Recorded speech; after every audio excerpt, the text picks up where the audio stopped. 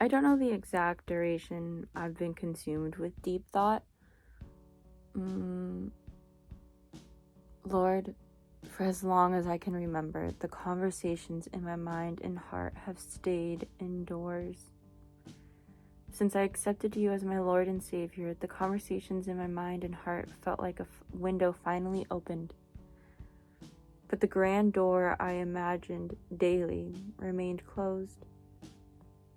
Ever since the night I deeply cried for your guidance, that door opened, but I never stopped to think what would be on the other side.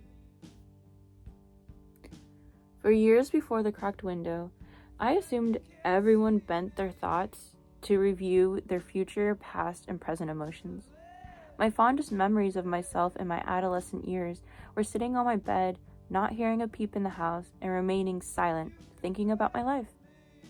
I'd sit still for an hour against my bedroom wall, and when my thoughts grew more profound, I'd position myself to lay down on my bed. I'd feel my eyes moving side to side as I shuffled through the confusion and curled my legs into a fetus position when I was near admitting the truth I didn't once recognize.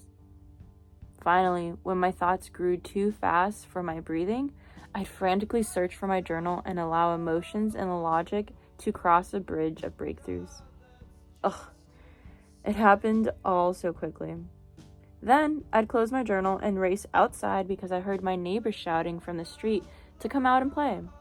I'd toss my journal behind my bed as if I didn't spend the past 3 hours in a time warp and continue my day like nothing significant had happened. No questions asked. Moments like this regularly took place. I would experience a few hours of silence and then turn it off to continue my day, not identifying what I just went through. I assumed everyone had a great big waterfall in their mind, made frequent deep dive swims, and rinsed off like it was routine to swim in a waterfall casually. No questions asked. However, on the morning of the last day of my senior year, my mind took its ordinary course and I went for a swim. But when I got out to rinse off, I turned around to face the waterfall. I felt different because I suddenly realized the loudness of it. But I quickly paid no attention to my awareness. As the day passed, the final school bell rang. I thought, man, this is it. We're adults, we're equipped with valuable tools, it's all happening, just like the movies. Everything we were taught was for this moment. And then I paused. I paused because I remembered how loud the waterfall was this morning and how different I felt.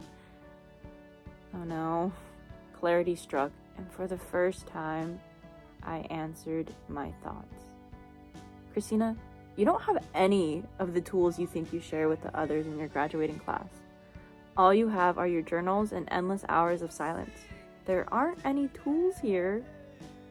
My self-esteem hid because it was very uncomfortable to question to myself. It was uncomfortable to question myself. I continued, Christina, what are you going to do when you're done writing in your journals?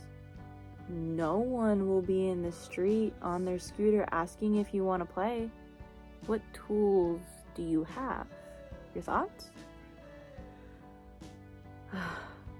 This was the moment I realized I could have a problem with the way my mind and heart think and felt.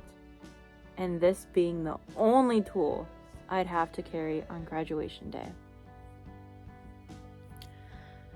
I didn't know how to make my waterfall mind disappear, so as I walked across the stage, I tried to ignore the loudness and decided to never deep dive because I was so upset with who I was.